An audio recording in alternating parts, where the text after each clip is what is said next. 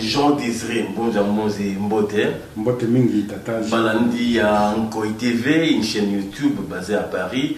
Écoutez, parce que l'actualité est brûlante. Et yo, en tant que Molobelia, peuple, Molobelia, Kinois, principalement, il y a Bana limité, parce que élu, il y a commune limité, c'est un truc d'Anayo pour la Christali Kinshasa. Tous allés le 29 juin 2020, déconfiner ville Kinshasa. Gombe d'abord parce que c'est ça le grand centre épicentre et à Covid-19. Les lots Gombe déconfinés. Bon en tant qu'élu à Kinshasa. Premier sentiment est année. Satisfaction, doute ou bien aux avons perdu aux autres attendre exactement à quoi après déconfinement il y a commune à Gombe. Solo, tout à qui n'a pas confinement. Il y a commune à Gombe. La ville qui ça dans makambo ya Covid-19 eza solo. Et les lundi bateau ba koti Gombe ndenge balingi sans ce qu'on a appelé ba barrière ba tiaka au kita ba fouiller ba tala mikanda na yo ba tala ce qu'on a na masque et ainsi de suite. Et là qui passe 3 mois à peu près magasin et kangami ba bureau et kangami misala miso mimi koka ko pesa moi recette et à ville misala nyonso wana kangamaki parce que ville na biso ya Kisasa ndenge batonga yango makambo maso masale makana ville na Gombe tala mabe ya construction ya ville na biso yango wana ezali awa occasion oyebisa biso boyo ete baluka nzela ya kofungola ville ezala concentré na esika moko te ezali tomona ka mikili misusu ozana kimbase ke iya la vie nyonso olingi kozwa kuna kozwa esengeli te olongwa kimbase po okenda na ville na Gombe boyende esengeli tokoluka ezali une bonne idée oyo ngai en tant que molobeli ya ville ya Kinshasa na koinscrire yango na plan d'aménagement ya ville ya Kinshasa na koinscrire yango na kati mais awa tokena déconfinement ezali makambo mibale tikai na ngai na mitunaki mingi pour malheureusement tozalaki na avis ya koemettre terre ville ya Kinshasa ezalaki englouti et kotoki kati ya comité de riposte na niveau central soki ezalaka ke Kinshasa azala na autonomie ya gestion ya Covid-19 mécanisme biso makoka ki mozoli sika mais comme ezalaki na niveau ya gouvernement central biso tozalaki na action concrète na kati te. Ok, pas déconfiné Gombe, des combons du Ambondi, marché central. Ici, question est ébélée, to yebingainayo, ce qui ça rapporte dans l'économie d'abord il y a ville et puis en Boka, Zandemonene, et quand la fermé jusqu'à nouvel ordre. Et tu apprends par les zones que l'électeur n'a bien déjà bazar au Lukabino, parce que Zando et Kangamina. Est-ce et qu'on pose problème parce qu'on estime que l'activité à Zando fallait zone à bateau, confiné pendant 3 mois, mais Balobi a mesure de manière progressive et de confinement, Zando est quand même fermé. Est-ce cette mesure et quoi porter un plus ou bien il y a à redire? Ce qui m'a dit là, et c'est un diagnostic, ils ont posé malam. Le lendemain, on a une action politique, tout comme l'action sociale, et c'est un baka. Premier consommateur, il y a revendication à Bisso, ils allaient nani. Erreur, il y a eu parce qu'il y a eu de la manipulation.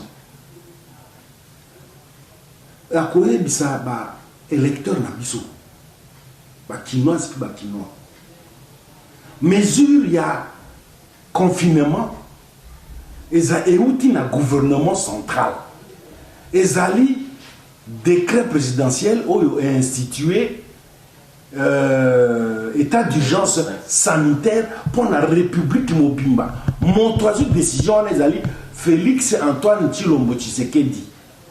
C'est lui qui a décidé. Ils allaient ville à Kinshasa.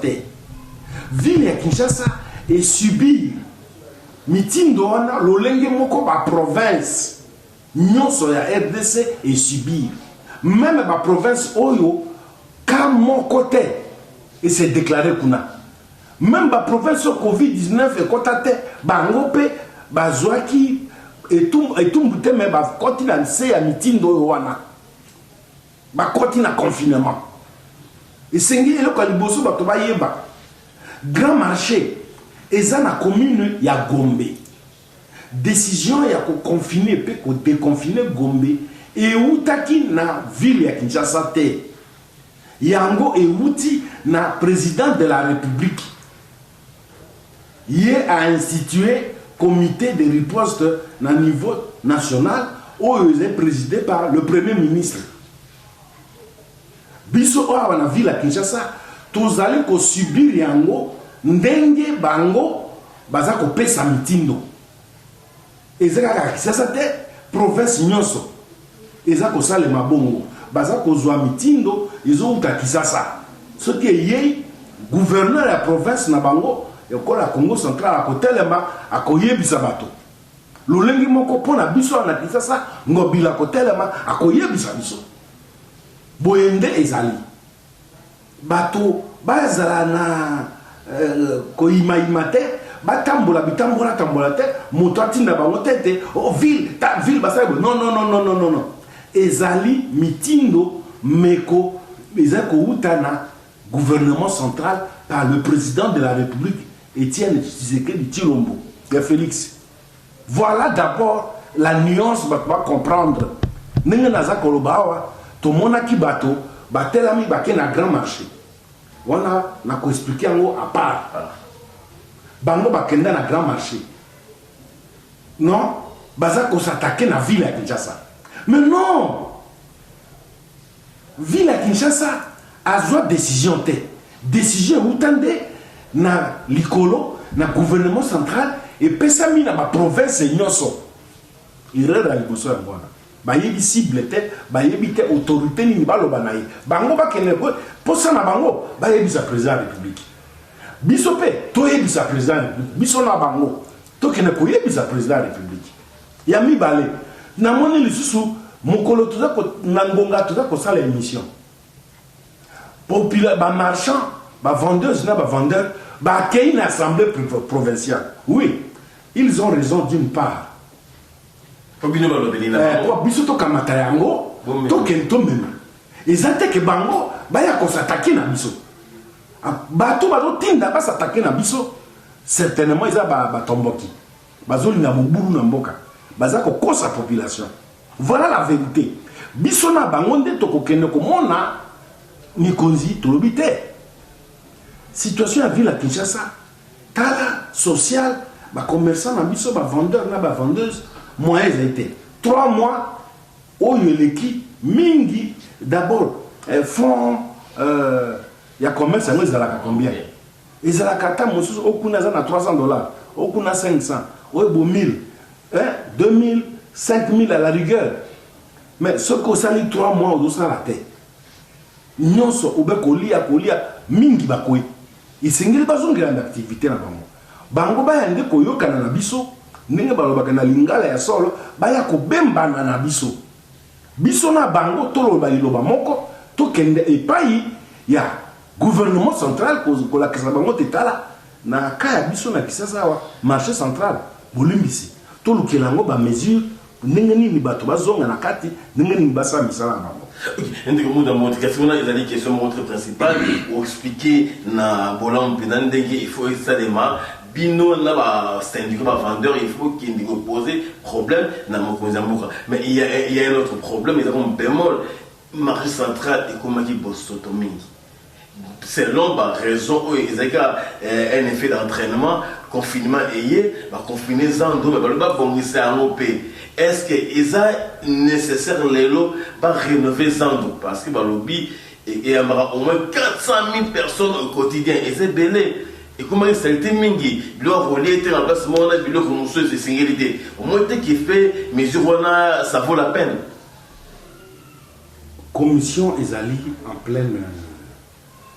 plein travail, n'a pas risqué, n'a vidé substance il y a matière à commission nazali qualifié par un combat kasina koloba na pesa ba accès généraux likambo ya marché central ezali likambo monene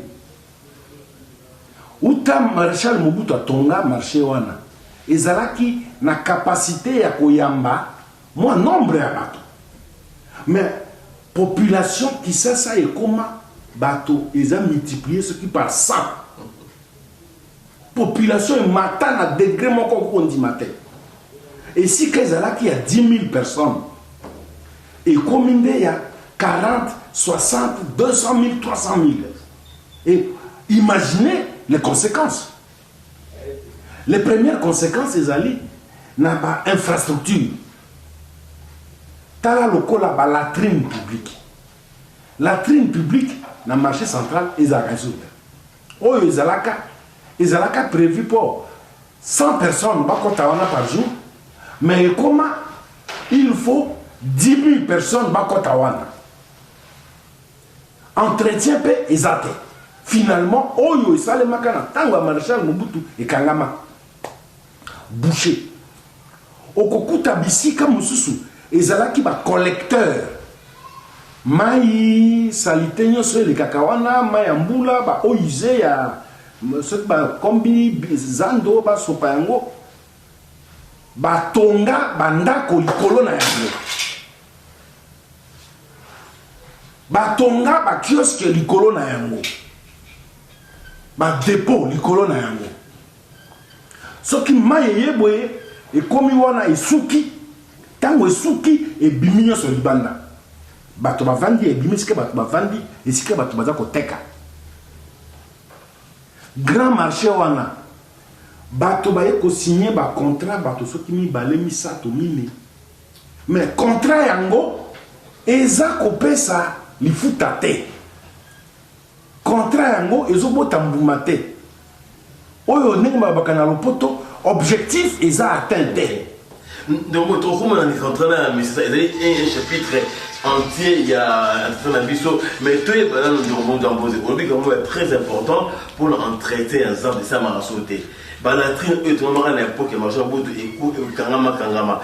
Est-ce que bien longtemps que les députés provinciaux, bien longtemps que les autorités à ville, beaucoup quitter couper ça ville un service d'entretien autonome quel rapport à marché. Ça fait beaucoup d'années on s'est plaint. Mais est-ce qu'il y a une bino à 5 provinciales ou ça en mobilité bon dorénavant le cas un service où il vous a commis rien que pour l'entretien à Zando et vous avez une des solutions. Je vais aborder cette question avec beaucoup de doigté pour nous aller moko abaya sala contrôle il y a gestion et marché urbain de la ville de Kinshasa. Ba marché urbain non c'est la ville de Kinshasa. Non je dis. Vous voulez dire grand marché, marché central, Gambela, Matete, marché à Liberté, marché il y a aux zones, Delvaux. Tous. Somba Zigida quand même. Somba Zigida, ils ont compté comme un marché urbain. Ok. Alors, bah marché on a ils ont pas même problème, similitude il y a Liboso, bah on a un problème foncier. Ce que tout le grand marché on a ce marché central, tout le monde lobby. Bozo ko occupé superficie, espace il y a combien de quelle superficie, il y a combien de mètres carrés. Moi quoi couper son réponse à la tête. Même administrateur. Kobandanaye à Kobano a évité. Parce que bradage il y a espace et ça les mingi complicité à Bango, ba autorité municipale, na ba autorité il y a ville urbaine. Oh balandana landana ba sala poto. C'est la première préoccupation. Na ba marché union sur urbain de la ville. Aucun na Gambela c'est pareil. Matete c'est même pire. Liberté. Au comme la liberté qu'on a une liberté na yango et ça les makuna. Donc, vous comprendrez que il faut prendre une solution globale. Résolution globale, oyo ekosilisa poto wana. Yami balé. Le statut juridique, il y a un marché wana. ce sont des établissements publics de l'État ou pas. Et Sengeli va définir yango que ezali établissement public, il y a likambo boye ezali commercial ou ezali commercial té. Et yango ezali pour générer des recettes dans le trésor public toté. On doit prendre cet arrêté-là. Donc, aspect juridique, ezali. Il y a Misato. Et Sengeli, Koya Koutia une comptabilité unique. Oyo et ko régenter ba marché wana nyos, et ko régir ba marché wana nyos. Il faut une comptabilité unique, un modèle de comptabilité. Il y a gestion des marchés urbains de la ville. Tant que ça le matin et que ça la passe, ce que tu as là, tu as le marché central yangomoko, Gambela yangomoko, et que comme un cycle infernal, il y a pas de problème parce que ils ont les mêmes problèmes. Tout le bâti à Liboso et Zali, problème il y a affaires foncières, problème foncier, cadastre nakati. Deuxièmement, statut juridique, il y a bah, établissement, il y a service. Troisièmement, un modèle unique, il y a gestion. Du point de vue comptable, il y en a un mot. Troisièmement, et quatrièmement, la ressource humaine, nini, il faut gérer le marché. Et Sengeli, technicité, il faut qu'il y ait une expertise appropriée pour gérer bah, complexes commerciaux, comme on peut le dire en termes économiques. Et Sengeli, bateau, tout formé bateau, il faut gérer le marché. Au moins, il y a un pompiste dans la station. Il y a un kakamati. Il y a un kakamati. Vous avez une spécialité. Vous avez une formation. Côté carburant dans la station, ils ont une notion, ils ont une carte. Pour gérer un marché central, un marché, ce n'est pas urbain, il faut battre à Bango. Donc il faut recruter des gens. Il faut recruter, donc former des gens. Il faut former. Pour que comme on a kaka, administrateur moko le kakawa, atiaka bana noko na emi balea. Bana tata mo sine bazalaka wana. Batel makata wana. Il travaille pas, il sait pas comment on gère un pavillon. Il sait pas comment on gère aller moko na kati. À éviter étalage, va gérer la mais il est là. Son problème, elle a comment 10 francs à la poche, il y a un acquis. Toye kokoma na likambo moko oyo leki monene. Les structures, il y a ba complexe wana. Et ça na ba norme na yango.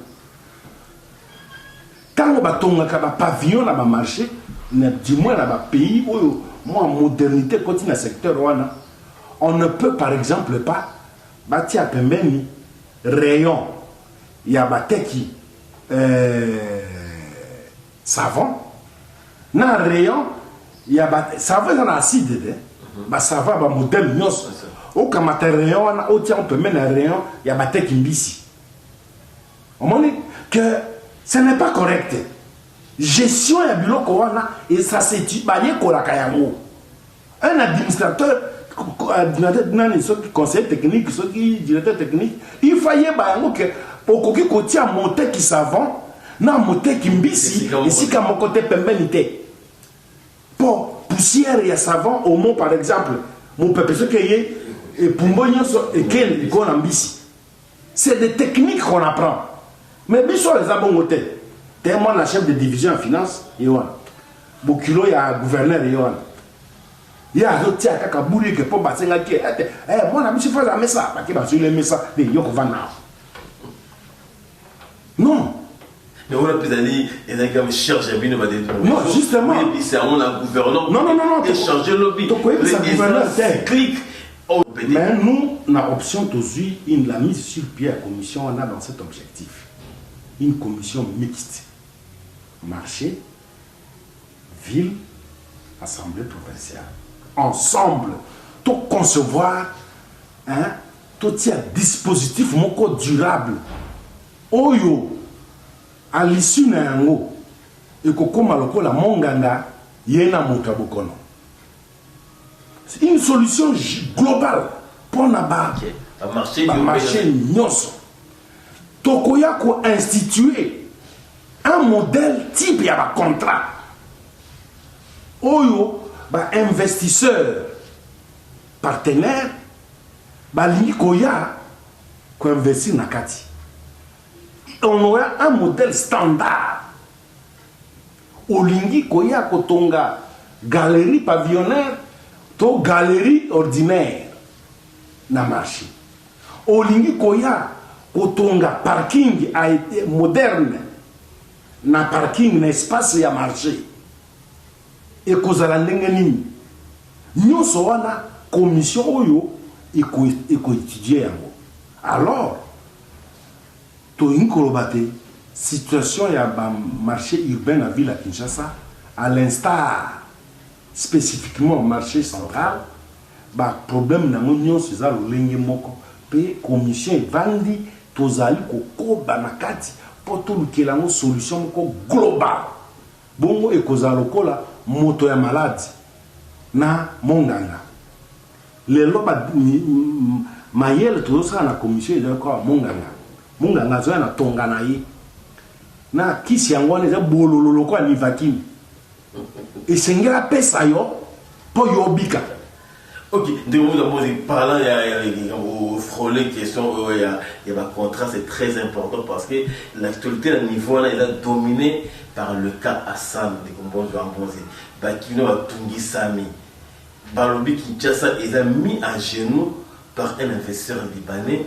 Il est le plus puissant, le tout puissant, parce qu'il y est Azouaki déjà contraint le gouverneur passé et il s'est tard le trop de dire qu'il est en droit. Il peut avoir raison, mais est-ce que l'élo contraint à Hassan, c'est dûment signé, c'est légal ou bien il faut tout scruter en même la carte, qu'est-ce qu'il en retourne? Oui, d'abord, les Camboya, il y a contrat, le lingo tangia, il y a maison Saficom, patron à Hassan, ils allaient général. Na ba marché nyonso urbain à la Kinshasa okokuta lolenge na bato wana okokuta ba contrat ya lolenge wana na ba marché central marché urbain nyonso ya ville à Kinshasa ozo kangai so kena matete mais tu peux te révolter au komi na marché à liberté mokolela oyena gambela okoyoka motema passe. Oh, il y a un mokili, ils ont des marchés centrales. Parce que là, il est scandaleux. Alors, je veux dire quoi? Contrat, wana ezalaka violé dès la signature. Quand on va signer le contrat, on va dire qu'on violé. Par le gouverneur Jean Kimbunda. Par le gouverneur en question, naïe investisseur. Va violer le contrat caca à la signature.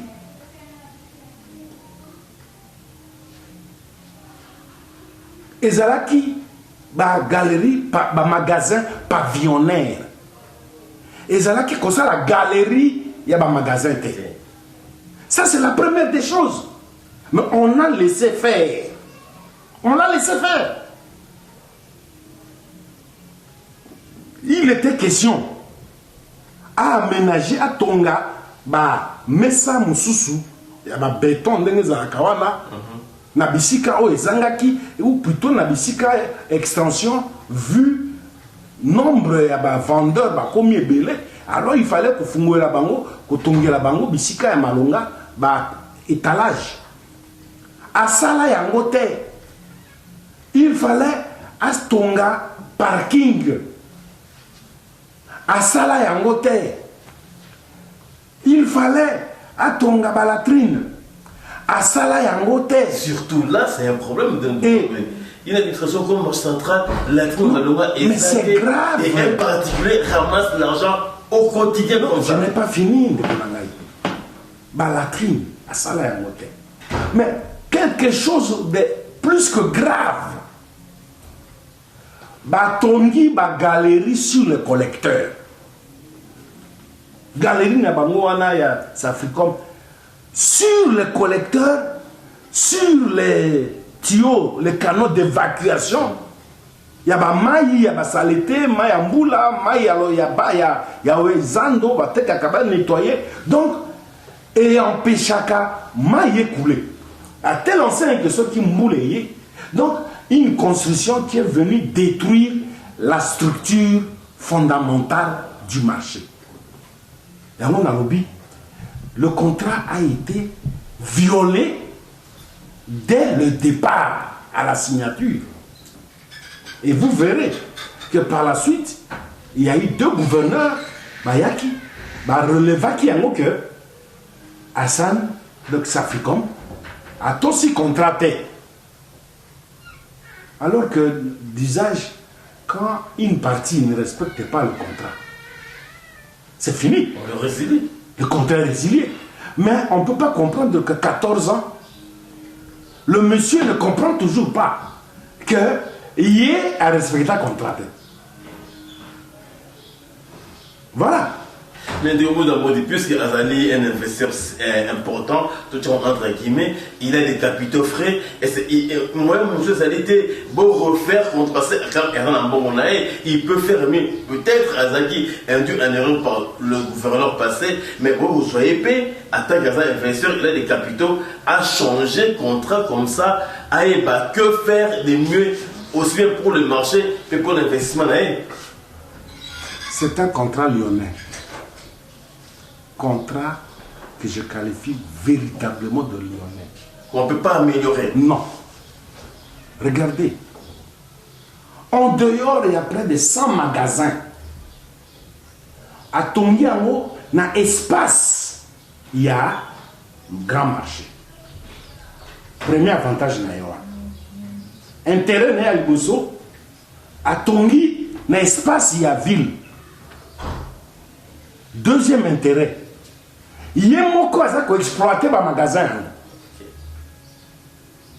Un magasin peut vous être loué par mois à 800 à 1000 dollars. Hein. Certains d'autres à 2000 dollars par mois. Ma belle à bateau, le pango à bateau, yo tongi galerie na yo, chaque fin du mois, yo zoa kambongo. Au foot la kamabele wana te. Pendant 14 ans. Deuxièmement, au lieu de Soukawana, yo tongi yango likolo ya terrasse, o ezala ki kolekisa mai nyoso ya salite e utaka na zando. Obebi sinde esika na bango ya musala.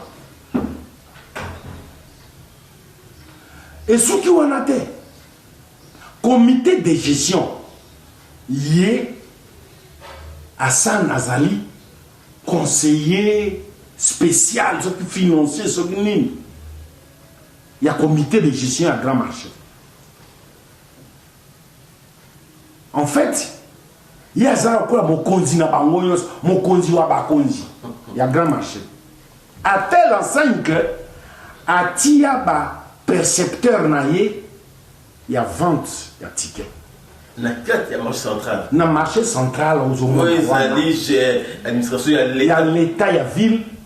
Hassan Azana batonaye, oyo ba teka kaba ticket, pe bazo percevoir mbongo.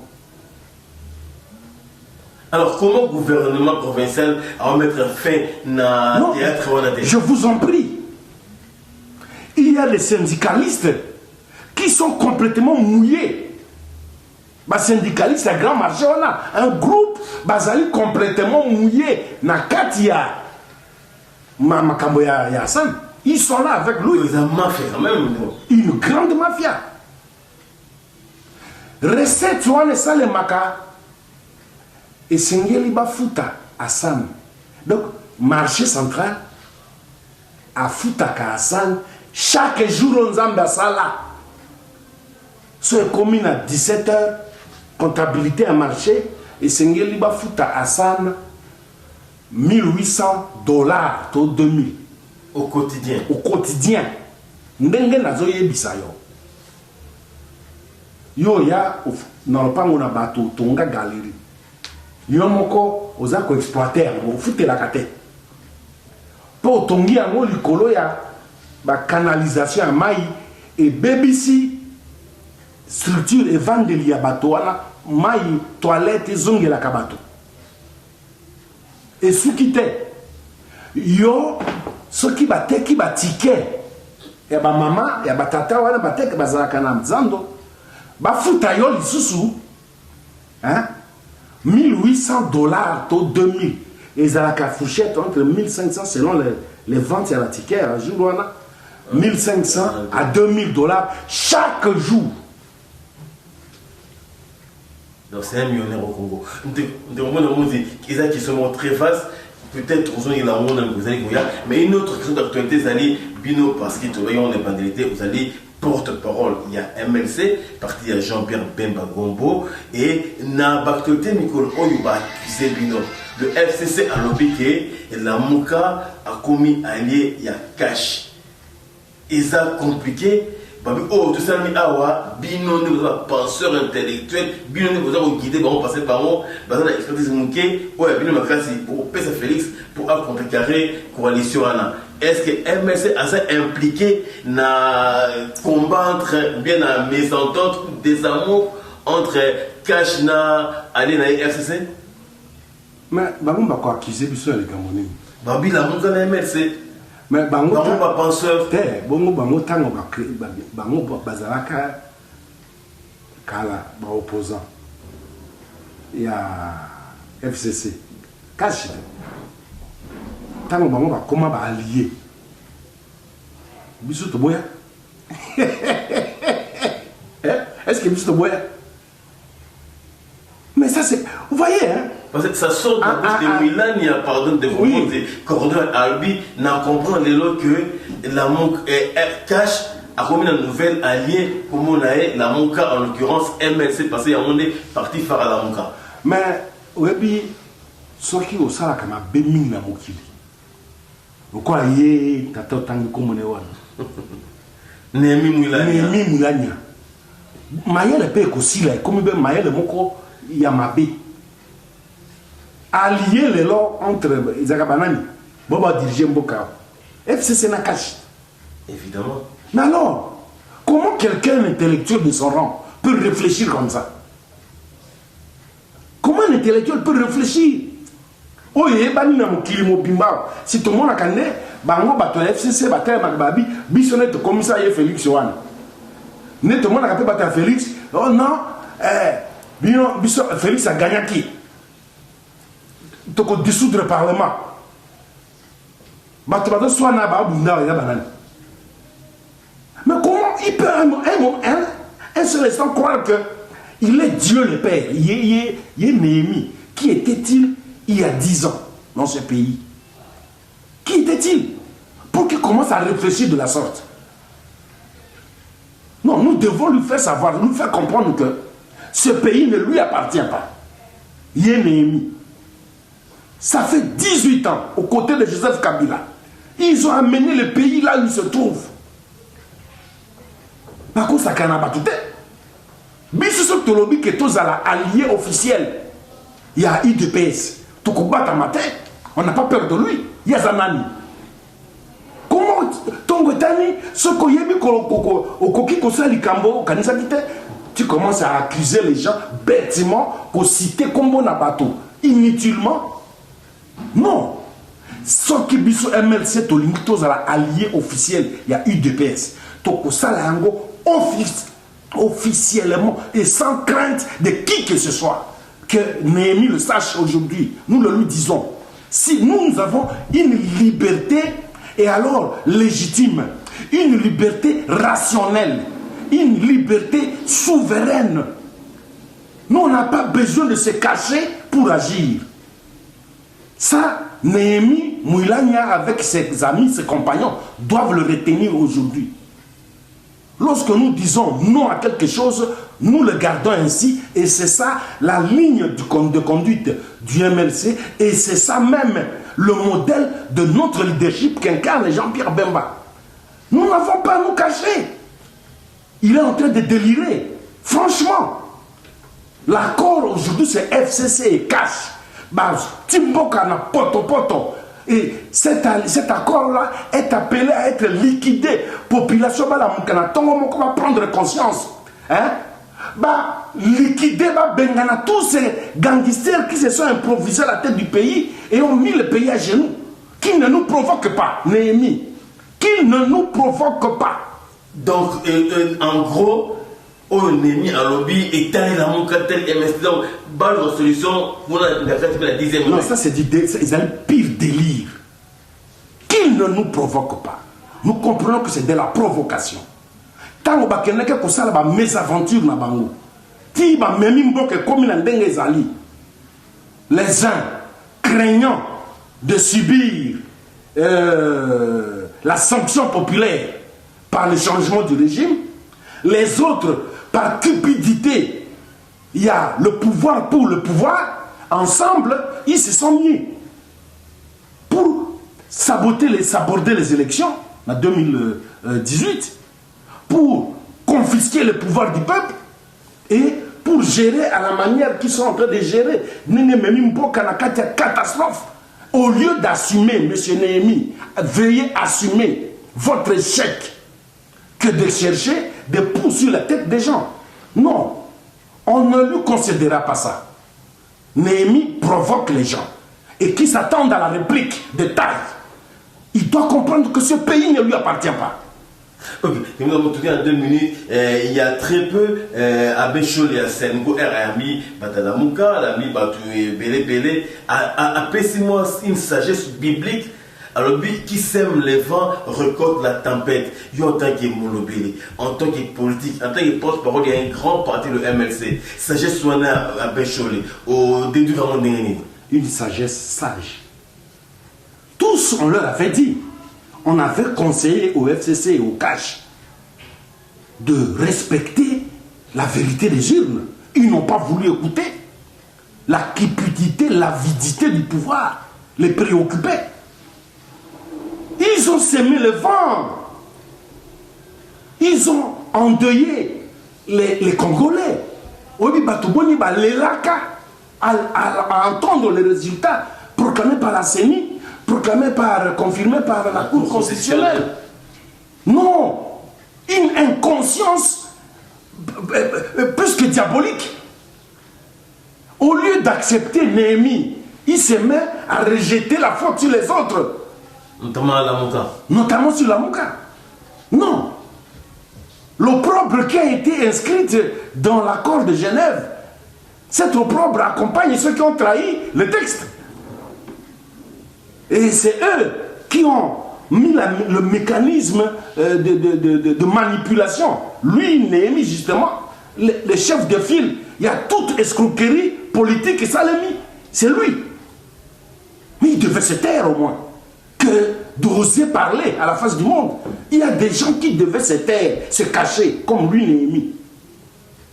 Que d'oser affronter l'opinion. Mais il défie le peuple congolais. Qui ne sait pas que nous sommes là, hein?